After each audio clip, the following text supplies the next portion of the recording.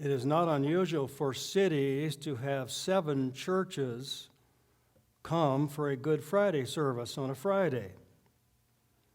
Now, I've done it in Amarillo, preached at First Presbyterian, and I think I got I Am Thirsty, which isn't the easiest one to make a sermon out of. And in Washington, D.C., there will be 7 churches get together on a Good Friday, kind of in the subsection of the city. And each would take one of the 7 sayings from the cross. Luke 23, our study today, will give 3 of the sayings of the cross. John 19 gives 3 more different ones. And then just one in Matthew and Mark. They'll just, my God, why have you forsaken me? They had 7. The death of the Lord Jesus Christ is the most important topic, but as we come to Luke 23:33, we'll also begin with, do we know where this was? So please come to Luke 23, and we went all the way through verse 32 last week. Now we'll do verse 33. When they came, that's the procession, when they came to the place called the Skull, there they crucified him, and the criminals, one on the right, the other on the left. Last week's section had Jesus could not carry his cross. The cross bar, probably the top, and the posts were always out there. The body kept falling over from all of his beatings. And they got Simon the Cyrene impressed to carry the cross. Verse 33 says, now they went to the place of the skull. No surprise, the original word for skull is cranium. That's the word actually that Luke uses here. So that is Greek for skull. Aramaic for skull is Golgotha. Latin for skull is Calvary. So it doesn't matter which one you do, whether you do Latin or Greek or Aramaic, all of them say skull. It could be this place looked like a skull, or it could just mean this is the place of execution where people were dying. In Israel, there are 2 locations shown now to people that could be the place of the cross. One looks like a skull. Personally, I don't believe that at all. It was only first identified as the place of the cross in 1885 by a British general. No previous references at all to it. Might look like a skull. The Church of the Holy Sepulchre doesn't look like a skull. It looks like a church. It's built over a rock. That one may not go all the way back to Jesus, but it goes back a long ways. It goes back to at least around AD 135. The evil Emperor Hadrian had them put up a Venus statue on the place identified as the place of the cross. And so what happened years later, when Helena, the mother of Constantine, they made Christianity legal, and they say, where did he die? Well, right over there where that Venus statue is. So it does go back to about AD 135, and that's a long ways back. It's not all the way back, but if the Christians could remember where the place was. In the past, there was some objection to the Church of the Holy Sepulchre because it is now inside the city, and of course Jesus died outside the gates, Hebrews 13. But that actually gives it some evidence because it was outside the gates until AD 41. So there's only about 10 years in there, and they built bigger walls. But when Jesus died on the cross, it was outside the gates, and it goes back a long way. So I would say the Church of the Holy Sepulchre has the strongest evidence for it. Doesn't matter what language you use, it's the place of the skull. Verse 33, there were 3 crosses. No reference to nails. Now, in the Old Testament prophecy, they pierced my hands and my feet, Psalm 22:16, but no reference to nails. No reference to nails in Matthew, no reference to nails in Mark, no reference in nails to Luke. In the actual crucifixion section in John, there's no reference to nails. It only comes later with doubting Thomas, and even then it's not nails. Jesus says, here are my hands. I say this because the gospel writers were writing the events as they happened. No one could say they were making up details of the story that would fit fulfilled Old Testament prophecy. There's going to be a lot of these. Well, they will leave out any reference to it being a fulfilled messianic prophecy, but it clearly was. And what that means is Matthew, Mark, Luke, and John were just writing the story as it happened and not crafting a story to fit the Old Testament. No reference to nails. They were just giving and writing the events as they happened, and the fulfilled prophecy comes clearer later. We look at it and say that definitely is fulfilled prophecy.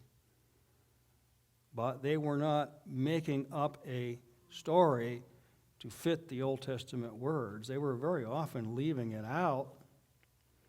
There'll be another one coming here in the next verse where they are casting lots for his garments. No reference to that being in the Old Testament here, to just writing the story as it happens. We look back at it and say that's fulfilled prophecy. Let's go ahead to verse 34. Two sentences, and one is factual, what Jesus said on the cross. The other one is about the garments. Verse 34, but Jesus was saying, Father, forgive them, for they do not know what they are doing. And they cast lots, dividing up his garments among themselves. Now he's not praying that they'll go to heaven. He's not saying forgive them in the sense of saving forgiveness, but delay any punishment. Delay any punishment for all the wrongs they were doing to put Jesus on the cross, and the mistreatment at the trials, the unfair trials, mistreatment at the beatings. Father, forgive them in the sense of delaying any punishment for this. Give them some more time. Jesus' second coming will be punishment. Jesus' first coming, full of grace and truth. John 1:14. So, hold off any punishment for them. They don't know what they're doing. Next, they cast lots, dividing up his garments. That also is in the Old Testament. Luke doesn't mention it. And that's actually good for apologetics because it means Luke wasn't crafting a story to fit the Old Testament. He didn't even bring it in. It fits the Old Testament. It is fulfilled messianic prophecy, but he didn't bring it in, which actually makes it stronger. So they divided up my garments among them, and for my clothing they cast lots. Psalm 22:18. John does mention that the same thing, and he does mention that this did fulfill, but not Matthew, Mark, and Luke.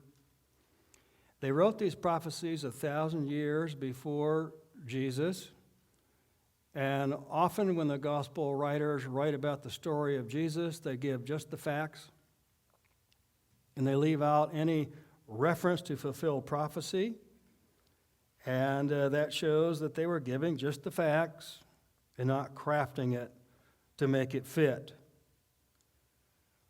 Let's move on to verse 35 now. And the people stood by looking on. The laos, the laity, the general people, they kind of got along with Jesus. Now, not the rulers. Continuing in verse 35, and even the rulers were sneering at him, saying, he saved others, let him save himself, if this is the Christ of God, his chosen one. So he said that he could save everybody else. Now let's see if he can save himself from the cross. He says he is the Christos, the anointed one. Hebrew word is Messiah, the anointed one, meaning the same. Now, there are references in Matthew 12:18, quoting Isaiah, that this is my beloved, whom I have chosen. In him I am well pleased. So it does say in one other verse, he is chosen, but the name chosen one, that's here. That's the only one I know of as a capital C name for Jesus, the chosen one. So it's very, very common, and they're making movies about the life of Jesus right now called The Chosen One. It is biblical, but I think it's interesting it's here. Basically, Luke is the one that puts that quote in there, that his enemies called him the Chosen One. They, of course, are making fun of it. But Isaiah had said that he is the servant and he is chosen of God, and so the name Chosen One fits. Verse 36 and 37. The soldiers also mocked him, coming up to him, offering him sour wine, and saying, "If you are the king of the Jews, save yourself." Here's another one. Matthew 69:21, written by King David, saying that they gave me gall to drink. That's painkiller, by the way. They gave me gall or painkiller to drink, and they offered me some sour wine or vinegar for my food. Old Testament parallel with David. Is it mentioned here that it was in the Old Testament? No. It is. Is it mentioned? No. But what that shows you is they were just writing the facts, just writing that this happened, and they weren't making up a story to fit the Old Testament prophecies. They do fit the Old Testament prophecies, but they don't catch it at the time. In some cases, the author catches it, but very often not. Like in John 19, it says, "They shall look upon me whom they have pierced," and he's quoting Zechariah 12:10. So once in a while they catch an Old Testament prophecy, but more than often not.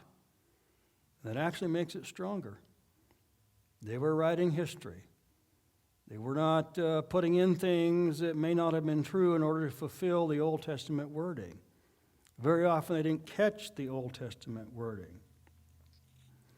Well, they would divide my garments, and they would give wounds to my hands and feet, and they would give me, those are Psalm 22, Psalm 63, they would give me painkiller to drink and sour wine.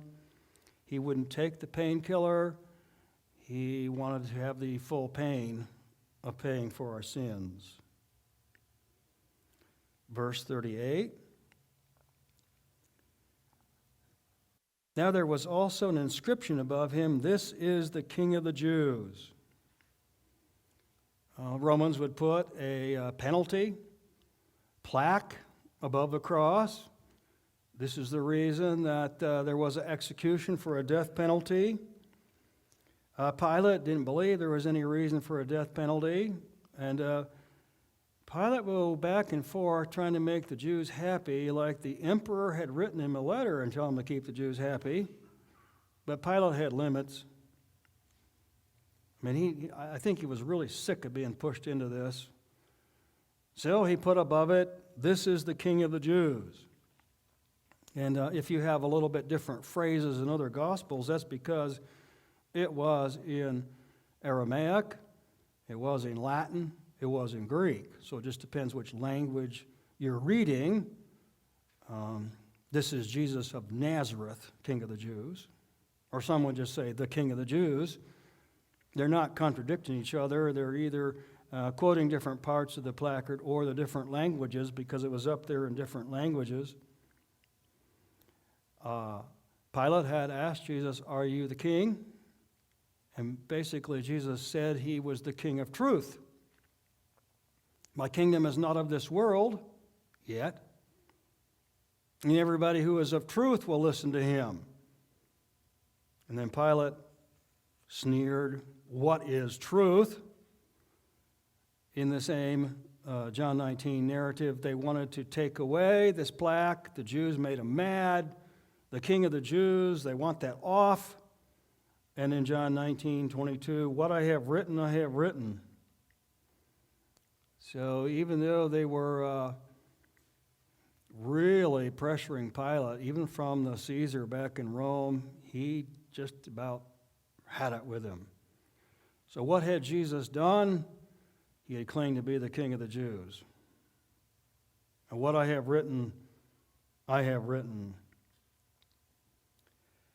The other Gospels mentioned two criminals beside him on the cross, but Luke, sometimes Luke leaves things out, and sometimes Luke adds it. Here, Luke adds the conversation with Jesus and one of the criminals on the cross next to him.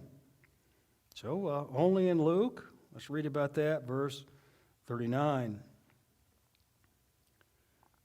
One of the criminals who was hanged there was hurling abuse at him, saying, "Are you not the anointed one?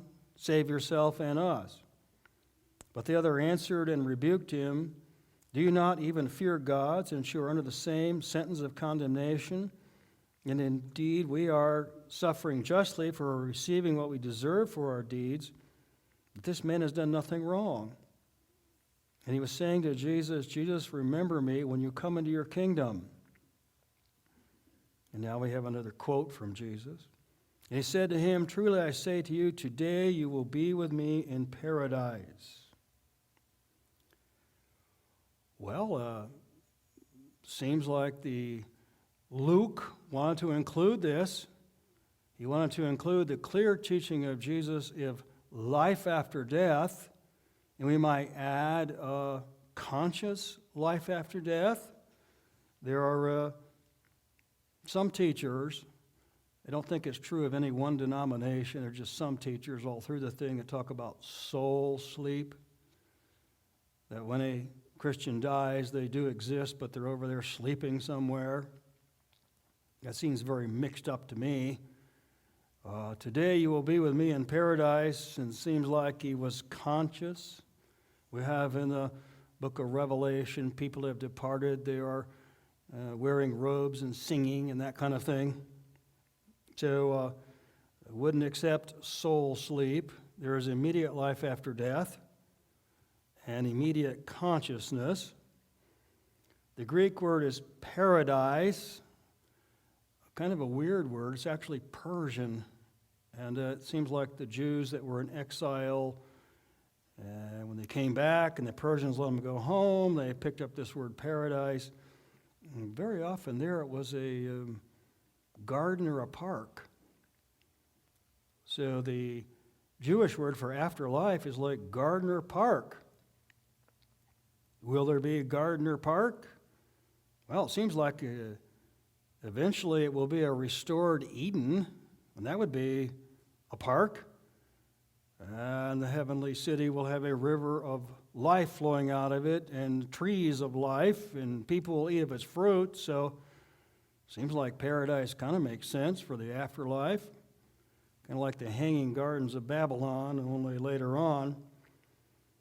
It is very common, though, to think that before Jesus ascended up, that believers did not go up. But the Lord Jesus Christ was the very first in a resurrected body to go up, and he took believers with him. Very old belief that when he died on the cross, he first went down. And that the paradise of the Old Testament was a saved compartment and an unsaved compartment. That'd be fitting the story of the rich man and Lazarus near Abraham. That the rich man is an unbeliever and he dies and he's in torment, but he can talk to Abraham. Come send Lazarus here, I need some water. And the answer is no one can cross. There is a great chasm, that's the original word. You can't cross back and forth. So it's very common to believe that when Jesus first died, he went down before the resurrection. And 1 Peter 3:18, he preached to the spirits who are now in prison. So very common in the early church. The Apostles' Creed was written in the first century, and we won't look it up. It's in the back of the hymn books. So if you ever want to read all these old creeds, they're in the back of the hymn book that we have here. I think it's kind of strong to think that when Jesus died, he went down. And that later, when he went up, is when he took the Old Testament saints up. He led captivity captive, but he was the first resurrected person, the first in a glorified body to ever go up, and that maybe he went down. Don't have to believe that. It's just very, very old. Now we have his death, and it turned dark, verses 44 and 45. Now it was about the 6th hour, and darkness fell over the whole land until the 9th hour, noon to 3. The sun being obscured, and the veil of temple was torn in two. Stop a little bit about the darkness. It'd be people that were in the city could tell whether it got dark for 3 hours or not. People in the city could tell whether there was an earthquake or not. All the priests could tell whether the veil in the temple was ripped top to bottom so that there was a way of opening from the holy place into the Holy of Holies. And by the way, it was a very thick veil, a hand breadth. That's a lot thicker than the drapes we have in the church, or the drapes we have in our house. A hand breadth, ripped from top to bottom. And many of the priests were obedient to the faith, Acts chapter 6. So it seems like, the very public events of the crucifixion would have been known. It got dark. There was an earthquake. The veil in the temple ripped. And it seemed like many of the priests did believe that the veil of the temple was ripped, or the rest of the story would have not been believable. And earthquake, the darkness is mentioned, and I have the dates, AD 52 and AD 80. Thallus is one name, Phlegnon is the other. I put it in a footnote in the book on Jesus and history. It's in footnote 206, but several ancient authors, not long afterwards, ancient authors of the time talked about it got dark. And evidently it wasn't just dark in Jerusalem. It might have been dark everywhere, because they refer to it also. One pagan say it must have been an eclipse, and then the Jewish Christians write back is Passover doesn't happen at the time of the eclipse. It's timed not to happen at the time of the eclipse. So it looks like it did get dark, and everybody knew that. And there was an earthquake in Jerusalem, and everybody knew that. And the veil in the temple was ripped top to bottom, and all the priests knew that. That's why so many of them became believers. And we're coming to the centurion's words a little bit, but maybe he saw it got dark and there was an earthquake too. But first, we read verse 46. Jesus crying out with a loud voice, "Father, into your hands I commit my spirit." Having said this, he breathed his last. Well, here are the sayings of Jesus from the cross. Luke has 3. Luke, "Father, forgive them, and do not know what they're doing." Luke, "Today you will be with me in paradise." John, Mother Mary was there, and the Apostle John was there. Behold your son, behold your mother. Matthew and Mark, my God, why have you forsaken me?" I might refer to that before we do communion. I thirst, John. It is finished, and again, paid in full. It is finished would be life is finished, keeping of the law is finished, paid in full, tetelestai. So let's go ahead and read about the centurion now.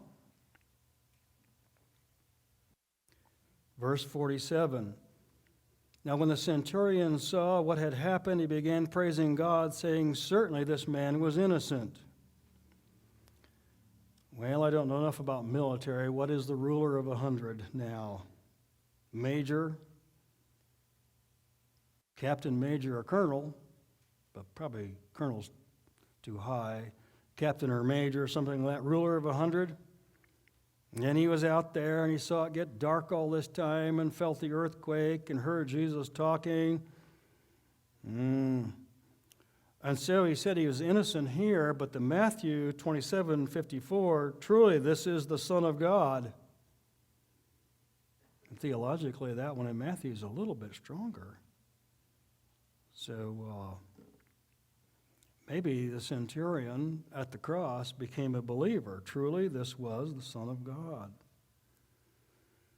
Now, he definitely died. One of the evil arguments against the resurrection is the swoon theory, that he never died at all. And that later he got in the grave and just got better and came out. Well, John says in John 19 that he saw water and blood come out of him. And the serum and the blood is an indication that he was dead, let alone stabbing him and telling Pilate he's dead. And they knew an executed person when they saw it, but water and blood, that's actually Journal of the American Medical Association did a study on the cross, and that was the main argument in it, that the separation of the watery serum and the blood shows that he was dead, which means there was no swooning. They can't say that. He's a goner. That, and they'll wrap him up now. Let's continue to read about that, verses 48 and following. And all the crowds who came together for this spectacle, when they observed what had happened, began to return, going back to town, beating their breasts. And all his acquaintances and the women who accompanied him from Galilee were standing at a distance, seeing these things. Now let's go ahead and do burial. So next week, or 2 weeks, can be a resurrection. Verse 50. And a man named Joseph, who was also a member of the council, a good and righteous man, he had not consented to their plan and action. A man from Arimathea, city of the Jews, who was waiting for the kingdom of God, this man went to Pilate and asked for the body of Jesus. And he took it down and wrapped it in a linen cloth and laid it in a tomb cut in a rock which no one had ever lain. It was the preparation day, and the Sabbath was about to begin. Now the women who had come out with him out of Galilee followed and saw the tomb and how his body was laid. Then they returned and prepared spices and perfumes, and on the Sabbath day they rested according to the commandment. So you have a good member of the council. What that means is when they had their trial of Jesus, they didn't invite certain people. We call that judge shopping. 1/3 of the Sanhedrin had to be at a death penalty court. So there's 70 of them. 23 or 24 of them had to be there, and they just picked the ones they knew that would rule a certain way. And they left the other ones out. No reference to the great teacher Nicodemus, to whom Jesus said, "You must be born again." He wasn't invited. Joseph of Arimathea didn't agree with him. He was not invited. So they just picked selected people to come to the trial and give him a death penalty. Pilate made sure he was dead. No swoon theory. They wrapped him up in linen so he couldn't breathe anyway. So Pilate knew he was dead, and if not, he was dead, and no swoon theory. Another fulfillment of prophecy here, that he would be numbered with the transgressors, but with the rich in death. That's kind of what happened.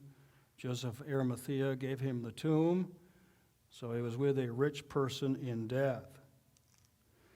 So the chief priests were supposed to rest too. They didn't. Go to Pilate, give us a guard. On the cross, Jesus started with, "Father, forgive them. They do not know what they're doing," which would be at least delay punishment for now. Give them time for grace. Verse 35 here has chosen one. It's common in American language, and it's is in the Bible, but it's not in too many verses. It's right here in verse 35. He's the chosen one. Many Old Testament fulfilled prophecies, very often the author does not say it's an Old Testament fulfilled prophecy, and that actually is good, because it means that they're just writing what happened, and they weren't making up any kind of story to fit the Old Testament, because it often did not even occur to them that this was a fulfillment. And now looking back at it, it shows that it's a fulfillment. Wounds to hands and feet, gambling for a special garment, offered him gall or painkiller, he would not take it. The thief on the cross, the main message there is life after death, and it is a form of paradise, like a park, like a garden, like a happy place. And Jesus said, "You will see me today." So, the centurion is a believer. This is the Son of God. We're almost to the resurrection, where we can have a second Easter, but first we'll have Mother's Day, and then we'll have a second Easter. Will the musicians please come?